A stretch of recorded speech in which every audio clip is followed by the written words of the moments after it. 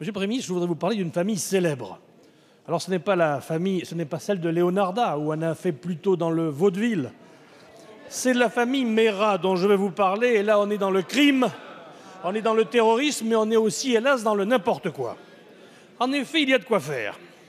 Le frère terroriste, Mohamed, vous le savez, assassin de soldats parce qu'ils étaient soldats et de juifs parce qu'ils étaient juifs. L'autre frère, Abdelkader, détenu pour complicité avec le premier. Et maintenant, voici la sœur, Souad, et le demi-frère, Sabri Essid.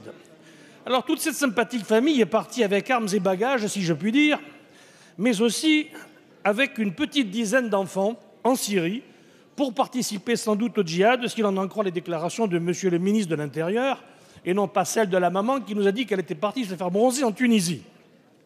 Il semblerait qu'en l'état de notre droit, cela soit plus ou moins permis, autorisé, toléré, enfin on verra plus tard.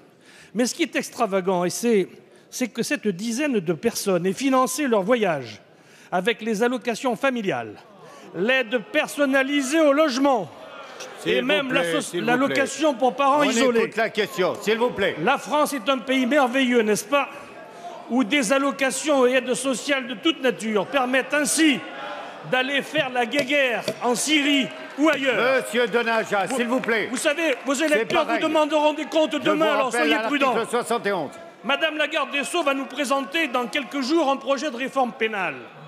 Puis-je lui proposer de faire de la bêtise et de la lâcheté un réel délit punissable?